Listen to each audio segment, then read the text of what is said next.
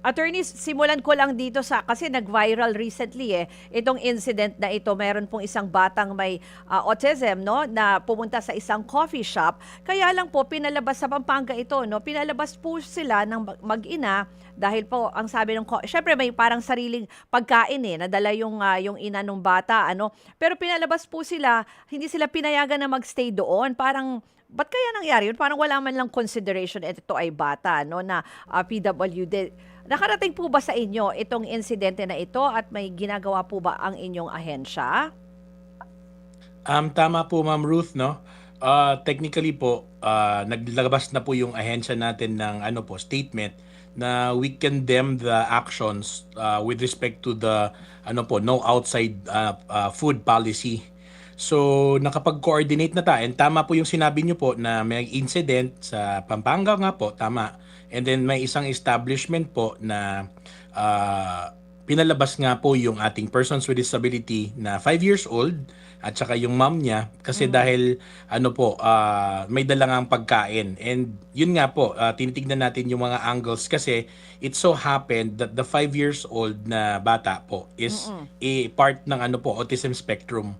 So meron pong needs na yung bata with respect to yung mga pagkain po, 'di ba? Yung sa nasa autism spectrum may mga ano talaga dietary na Yes. mga measures na kailangan nilang i-intake. So tinitignan natin yung mga different information regarding the whole circumstance or scenario po. Pero doon sa sinabi nyo po, meron nga pong incident na gano'n na lumabas na po yung mag-ina, and at the same time sa labas na po kumain yung bata na Oo. persons with disability po.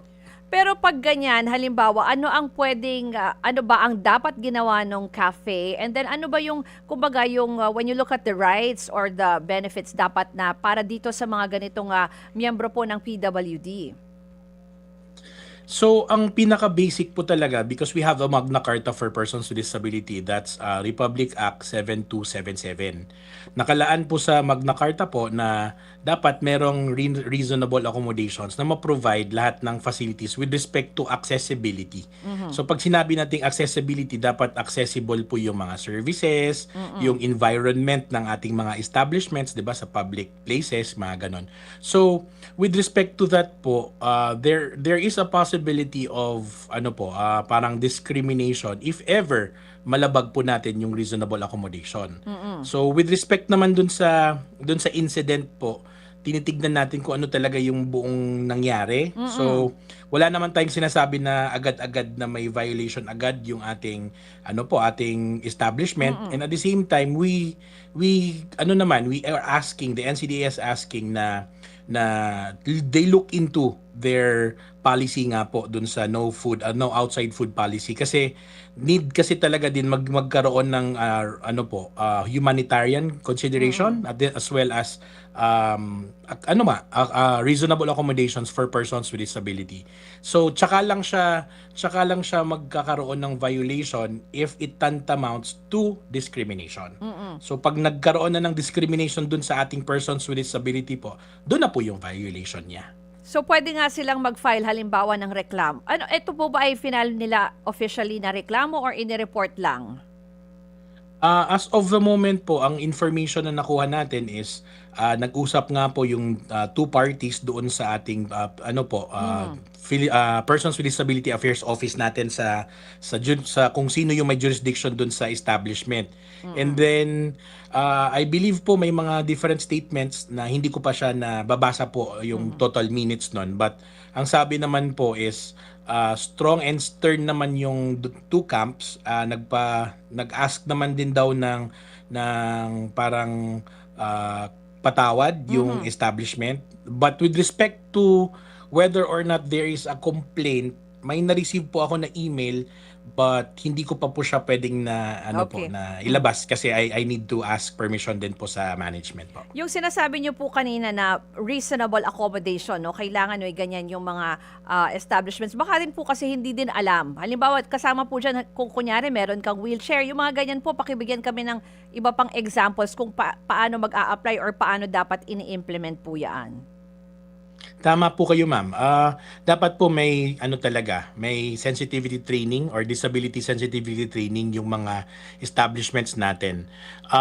Siguro kung titignan talaga natin, dapat din yung 'di ba, yung sa part din ng ano ng party doon na may persons with disability, Mm. dapat din sinabi 'di ba na mga ganon. So tinitignan natin yung mga angles na yun na procedurally wise nagawa ba na in-inform yung establishment, and at the same time the establishment ba gumawa din ng parang reasonable accommodation when it comes to humanitarian accommodations na okay kasi persons with disability under the autism spectrum may dietary na kailangan na i-supplement para sa ating persons with disability, bigyan natin ng ano ba ng parang leeway yung policy.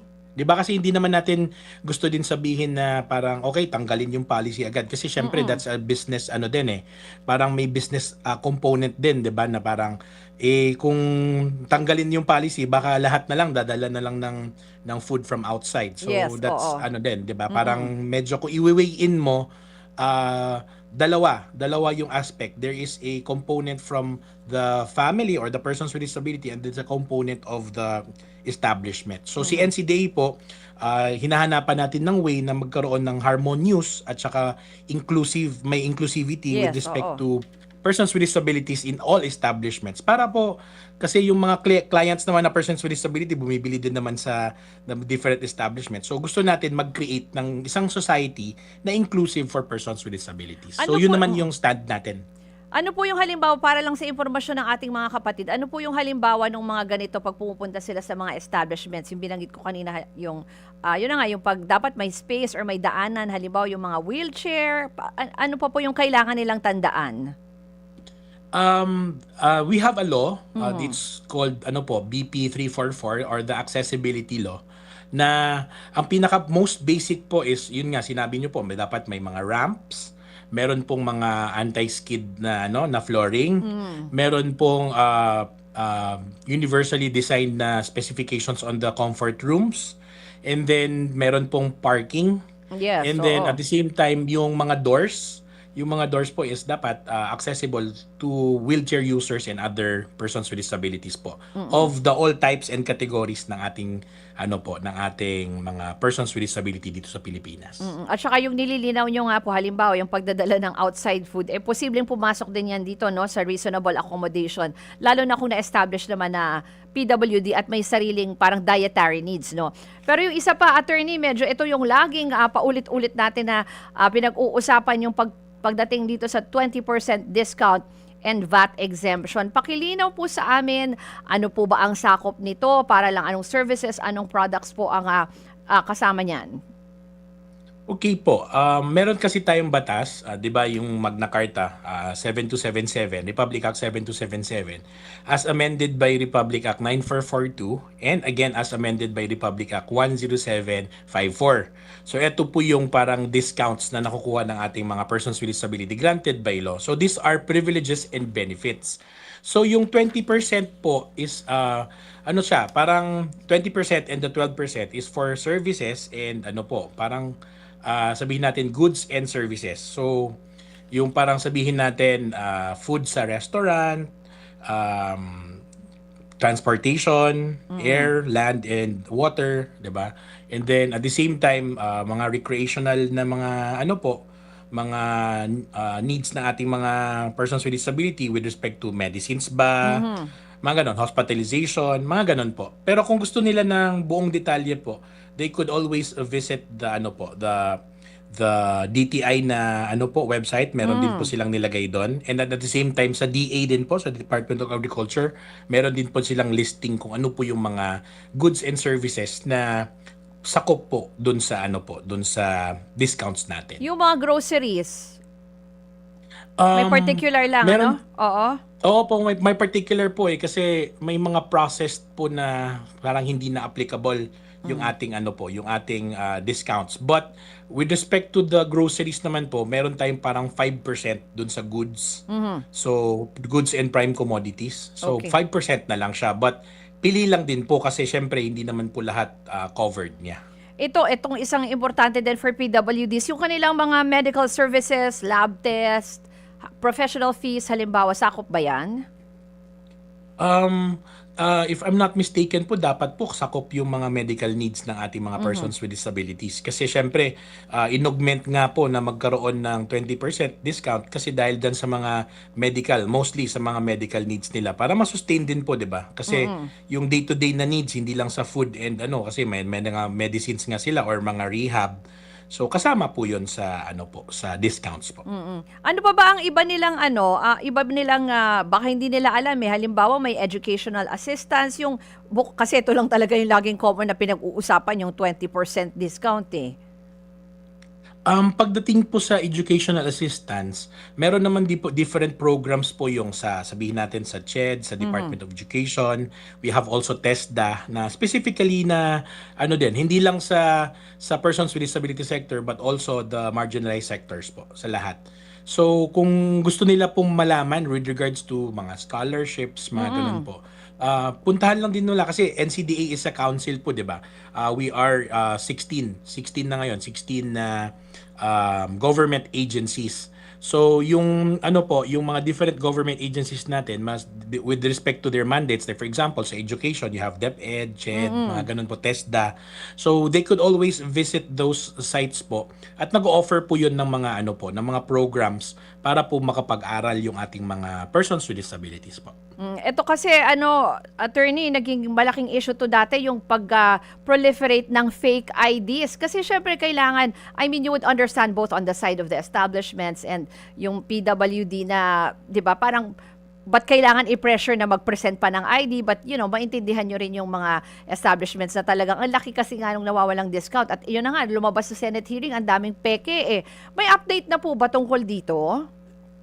Yes po, tama po kayo mama. Again, ang ginawa po natin because of the proliferation of fake IDs na dun sa Senate hearing po nagkaroon ng parang around 88.2 billion na Mm. nawawala because of the fake IDs. So our good secretary, Secretary Rex Gatchalian, who chairs the NCDA, may mandate po siya sa ating executive director po na magkaroon ng unified ID system. So yung unified ID system is a verification system.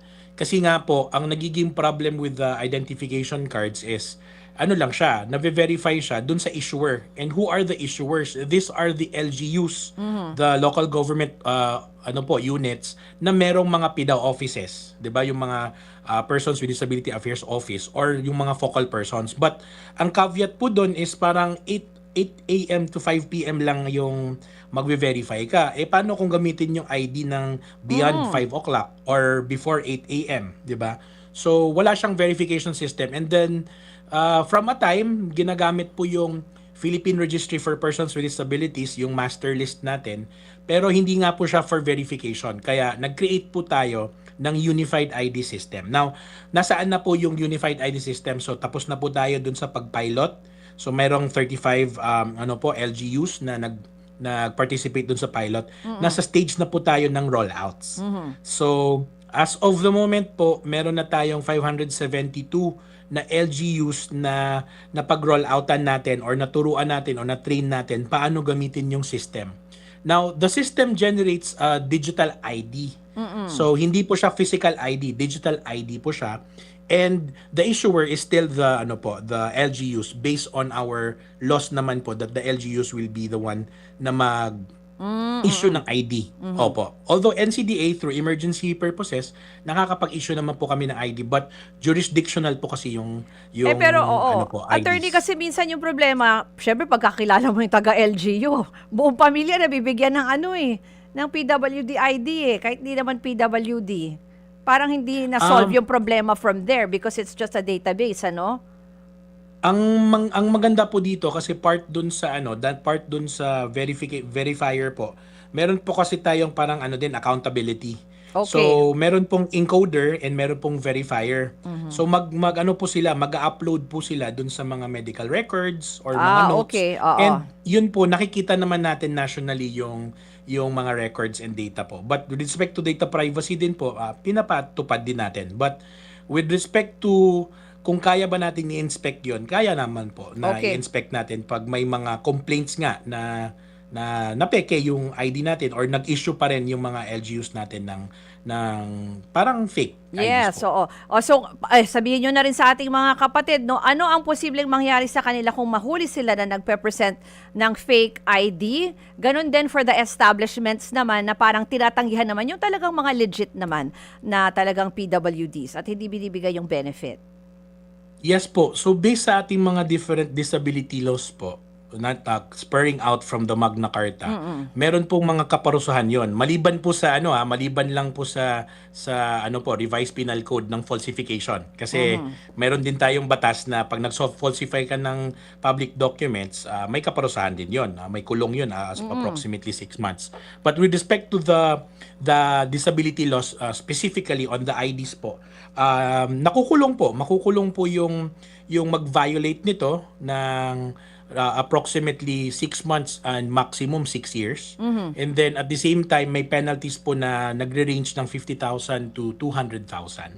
And I believe po na may bill tayo ngayon na gusto nga iangat pa yung yung imprisonment and fines po dito para madala talaga yung namimeke ng persons with disability ID po. Doon naman po sa establishment, halimbawa, kung mapatunayan itong cafe na pinag-usapan natin kanina or yung mga hindi po, dinideny nga po yung benefits. Ano naman ang kanilang pananagutan at penalty? Actually po, ang nakalagay sa batas is a violation. So, parehas lang din po kung mapapatunayan na may violation. And it's the discretion of the court kung ano po yung ibibigay na parusa. But yung sinabi ko po na ranges and then dun sa kulong, yun Pareho po yung lang. yun po yung ranges po niya. Yes po.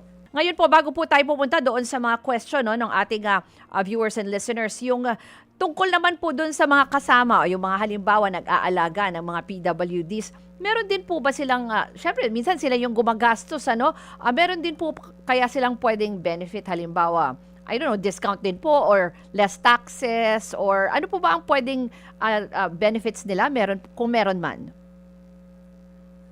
Hello po. Oo. Okay po. So, yung with regard to the tax benefits po, I believe nagkaroon tayo ng train law. So, naamyendahan po yung parang benefits na maging dependents yung ating mga mga persons with disabilities. Dati po, merong parang tax benefit na parang 50K or 25K, parang ganon. But nawala na po yun because of the train law. Tapos, meron Pero na ito po kasing pong benefit bagong na to, thresholds. yung benefit na sinasabi nyo ay for the PWD or yung kanyang dependent or ano bang pwede? Yung nag-aalaga po. Yung Kanino nag-aalaga po. po. Okay, Oo. okay. Yeah, go ahead. Yung Sorry. nag-aalaga Oo. po, nawala na po yung benefits because of the new train law, yung sa tax law natin na bago. And then meron na pong threshold na fina-follow because yung sa taxes na binabayaran. So nawala na po yun. But with respect to the persons with disability, yung discounts naman natin na 20%, 12% VAT na exemption, and then yung 5%, meron pa naman po, hindi nawala. Okay. So hindi na siya, wala ulit amendments na pwedeng maibalik yung para sa mga caretaker. Parang ang pagkakaalam ko dun sa interpretation po is mas meron na kasing leeway ngayon with respect to the taxation, especially dun sa threshold, 'di ba? Yung mga 250,000 na below, wala na talagang tax na binabayaran. So, yung thresholds na po yun na po yung fina-follow. Siguro related na rin dyan, ito yung comment ni Jaskins Amaya. Kasi daw halimbawa kung hindi kasama yung PWD na anak, parang hindi daw siya nakakakuha ng discount. Ganun po ba yun kahit meron siyang ID? Kasi kung hindi mo nga naman din masama talaga, kung kunyari super masyadong matanda or masyadong bata. Actually po meron tayong because of the what's happening nga na yung representatives. Meron po tayong nilabas sa NCDA na resolution po coming from NCDA resolution na pwede pong gumamit ng ng parang representative basta proper representation documentation. Meron po. So my advice po is to go to the the PDAO office nila kung saan nag-issue yon, and then at the same time magpa-certify na you are a representative of that person with disability. Kung pwede ka namang magdala halimbawa ng birth certificate, pwede po ba yun? Tapos ito yung ID ng anak ko, ganyan. Kung hindi ka na makabalik doon sa iyong LGU. Ang need po kasi talaga is the identification card. So Bali ang ano po, ang what the law is saying po is dapat may identification card ka na you're availing for that. So parang personal siya. But yun nga, may mga instances din po na mga persons with disability, because of reasonable accommodation, pwedeng yung mga representatives po yung Yun magdala nga ng po, kanilang kung may ID, ID, ipapakita. kung may ID yung bata, may hawak siya, nanay siya, ID ng bata ang hawak niya. Pwede po ba yon? Depende po sa establishment, ma'am, ha. Pero sa ngayon po, pwede naman po yung representative na. But kailangan lang po ng proof na ikaw yung representative. So, siguro dun sa situation nyo, kung nanay siya, yun, pakita niya yung birth certificate Yes, na anak oo. niya, yung Oo. yung person with disability. Tama po yun. So, additional proof na lang po for us representatives. Kasi syempre, the establishment should know na whether or not ano yung relationship nyo Yes. nung person with disability. Siya rin po itong may tanong na tama ba na yung mas maraming binili tsaka lang makakakuha ng malalaking discount? I think binabanggit niya dito kanina yung mga groceries eh. Kasi percentage po ito, di ba? So syempre, ganun po ba? Paki-explain na lang. Pagdating sa grocery po, may threshold. May threshold po. Parang from 1,005 or in-increasean nila to 2,500. So may ano siya, 2,500 a month. Hindi naman kasi usually pag groceries percentage lang eh. Maliliit lang yung Yes, oo. nakakaltas. Kasi nga yung mga products usually is manufactured, produced, 'di ba, mga ganon-ganon. So hindi siya covered na. But siguro po pagdating naman po sa sinasabi niya na mas malaki yung binili, mas malaki yung percentage, yung percentage na makukuha. Hindi po. Kasi syempre kung sabihin natin Oo. kinaltas na yung VAT and then 20%, same lang naman siya. Uniform yung ano niya, yung percentage. Oo. So unahin po. Uunahin po yung 12%, and then pag nakuha po yung 12% VAT, tsaka po yung 20%. So kahit anong amount yung gagamitin niya, I mean lesser amount to higher amount, same percentage po yung ikakaltas sa kanya. Yung parang siguro papasok din dyan yung tanong na halimbawa sa mga ibang restaurants, kunwari merong iba pang discount, di ba kunwari, o buy one take one na discount or something na order, at tapos sinasabi pag may promo, hindi na ulit pwede itong PWD discount. Tama po ba yung ganon? Yes, ma'am. Tama po yun. Hindi po mag-a-apply po yung ating discount pagdating po dun sa promo. Kasi syempre, ano na rin, parang yung when it comes to the establishment, parang pinapipili kita. Parang ganon. Papipiliin Oo. kita. Which is ano mas gusto mo? Sino mas malaki yung tingin mo na discount? Kung mas malaki yung paggamit ng ID natin, well and good. Pag mas malaki naman yung sa promo, better. But kailangan din pong tignan nila na yung promo is also registered with DTI. Oo. Kasi hindi Oo. pwede din na mag-promo-promo yung mga establishments natin ng basta-basta na hindi po dumadaan sa DTI po. Yung isa pong tanong dito, although parang medyo binanggit nyo na to kanina, kaya lang pa-explain na lang po ulit. Sabi kasi nitong si Mayu, sabi niya, concern ko po, yung sa grocery at fast food, hindi nagbibigay na tama ang 20%. May binanggit siya dito na fast food. Ang unfair naman po nun, pwede po ba yung ganon? Kasi magkaiba yung percentage ng grocery at ng fast food, ano po? Magkaiba talaga po kasi 5% lang yung sa groceries kasi mga ano lang yun eh, parang mga prime commodities lang yung binibigyan kaya nagkaroon ng 5%. Kasi usually packed yun, 'di ba? Parang ang usual kasi na binibigyan talaga ng benefits is yung paggamit mo siya agad, yung services or yung goods na gagamitin or kakainin mo, parang ganon. So pagdating naman dun sa calculation niya po, i-check niya siguro po na yung 5% walang problema yon. Very easy. Pagbili mo ng groceries or medicines, mga ganon, ang bilis, 'di ba? Hindi kasama yung medicines. Pag sinabi naman natin medicines and then food sa restaurant and then transportation, mga ganon, titignan lang po na paano siya kinompute. So pag compute po is uunahin talaga yung 12% VAT. Pag Bago yung non-VAT, ano, wala na yung wala na yung 12% pag non-VAT, 'di ba? Or zero rated VAT. But ang calculation niya is unahin talaga yung 12% VAT and then yung 20%. So hindi siya 32%, nasa roughly around 28% lang siya. Kasi nga So may VAT na. kung Oo. Yes po, tama po kayo, ma'am. Pero pag sabihin natin yung 100 niya, 'di ba, kung sa 1,000, sa 1,000 unahin mo na 12% and then Mm. another pagka nakuha na yung 12%, tsaka i-apply yung Babawas. 20%. Mm, mm. So kung nakita niya dun sa receipt niya na violative yung compute nito, pwedeng-pwede po natin i-complain po 'yan. Mm. Kasi mali po yung procedure on how to provide the benefits for persons with disabilities. Okay, 'pag marami po kayo sa grupo niyo na may PWD, paano po kino-compute 'yon? Halimbawa sa Um, restaurant, oo. Prorata po. Mhm. Bale, prorated po yung compute. Like for example, 10 kayo, dalawa yung persons with Mm. disability. So, yung dalawa lang na persons with disability ang i-discount doon sa Mhm. 10. Kasi parang So, kung sabihin natin, go ahead. yes po, ma'am. Naalala ko kasi Bale dati kung yung may bumili mm, ng cake. Parang gano'n. 'Di ba naging issue yun, attorney? Tas parang hindi yung buong cake yung may discount, parang ganyan?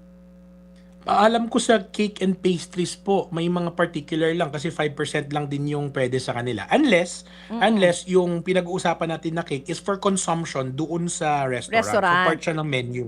Yes, Hmm. part siya ng menu na iko-consume nyo dyan sa ano. So I do not think naman na parang kabuuan naman siguro po yung Mm. ibibigay pag for consumption nga po. Yung basta kung ilan yung tao, parang gano'n, no? Parang yun yung computation. Hindi, not, you don't apply 20% for the whole table. Parang gano'n, ano po? Yeah, Oo. siguro po para mas malinaw po, ang discounts po is actually per consumption. So Mhm. kung kayang ubusin nung person with disability, ito yung rule, yung first basis. Kung kaya niyang ubusin yung lahat ng orders niya kahit 10 burgers ba mga ganon. Okay lang yun basta sa kanya for his or Personal, her oo. consumption. Yes. And then pagdating po sa parang mga to sharing, prorata na po yun. So prorated siya. So kung Mm. 10 sila, dalawa lang yung person with disability, dalawa lang din po yung the discount doon sa kabuuan ng bill. Okay. Ganon po siya. Ah, kasi pwede mo naman sabihin na kaya mong kainin yung isang bandehado ng pansit, pero kung grupo naman kayo, 'di ba? Parang attorney, ang hirap naman i-prove nun. Oh, etong next question, Albert De Los Santos, sakop ba ng PWD beneficiary ang malabo ang mata at meron bang ayuda na libreng salamin at hearing aid halimbawa doon sa iba pang mga pasyente? Okay, there are two categories po ng ating persons with disability, apparent and non-apparent, nakikita at hindi nakikita. And then we have 9 types of disability, and part of the 9 types of disability is the visual disability. So, ang ano lang doon ang sa visual disability kasi 'di ba, it's either you're blind or meron kang disability na hindi mo nagagamit yung 20/20 vision mo. Mhm. So, ang nangyayari po is binibigyan ka ngayon ng assistive device to your glasses, 'di ba, yung Mhm. eyeglasses natin. Pag nakamit pa po, this is what I know po na pag nakuha yung 20/20 vision with your glasses, no matter ano yung grade, hindi ka person with disability. Mm. Mm. So, kailangan po na distorted na or may visual disability ka na, visual impairment ka na para po ma-consider na na you are part of that type of disability para ma-issuehan ka na identification card. Mm. So kailangan po yung medical certificate from the specific doctors dun sa specific disability po. Yung parang hindi ka kayang gumaling doon sa problema mo sa mata. Yung isang question niya, yun na nga, libre po ba ang mga kunyari sabihin natin na meron na nga siyang PWD ID for yung sa mata, no? Libre daw po ba yung eyeglasses, and yung isa naman kung meron din problema sa pandinig, yung hearing aid? With respect dun po sa eyeglasses kung libre, Mhm. alam ko po DOH has Department of Health has programs po na namimigay din sila or dun sa mga caravans nila namimigay sila ng mga assistive devices. But with Mm. respect to assistive devices, syempre binibili natin 'yon. But Mhm. may discount. May Okay. discount naman siya. Mhm. But with respect naman dun sa hearing aids po, alam mo, isa sa mga po Ma'am Ruth isa sa mga pinaka expensive is actually the hearing aids. Mahal talaga siya. Oo. So mostly po dito talaga discounts yung na-provide. But there are organizations of persons with disabilities, there are civic society organizations and mga non-government organizations that provide or give assistance to those para magkailangan ng hearing aids.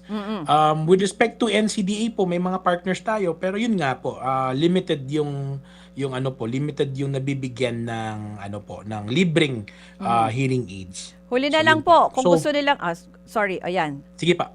Yan na lang, siguro lahat-lahat na, yung sinasabi niyong pwedeng magbigay ng tulong and even for complaints or iba pa nilang concerns, ano po ang pwedeng gawin at para makalapit sa inyong ahensya? First and foremost po, pagdating po sa mga complaints or any issues regarding implementation of our disability laws or lahat po, kabuuan, Magna Carta, may problema sa IDs, lahat po ng complaints, meron po kasi talaga tayong ginawa, yung Republic Act 10070 or the Persons with Disability Affairs Office. Yun po pinaka first layer po sa LGU na pwede natin puntahan for our complaints or clarification. Kasi ginawa yung mga opisina na to para po makapagtulong dun sa implementation in the grassroots level. And then after nun, meron din tayong strategy na ginawa yung Regional Committee on Disability Affairs. So lahat ng mga national agencies natin in the regional level, sila din po nagmi-meeting sila on how to implement the different disability laws. So pwede din erase doon pag hindi na okay yung ating complaint within the LGU, 'di ba? Aakyat natin to the provincial level and then sa regional level and then to the National Council on Okay. Disability Affairs. Ayan po. Maraming pong salamat kay Attorney Walter Jason Alabang, Regional Programs Coordinator ng National Council on Disability Affairs o NCDA. Mga kapatid, Cheryl Cosim po. Dito na tayo sa totoo. Dito tayo sa True FM. Mag-subscribe and follow po sa ating social media accounts. Hanapin lamang po ang True Network PH. Siyempre, kompleto yan. Nandyan po kami sa Facebook, sa Instagram, sa X, YouTube, TikTok, and podcast.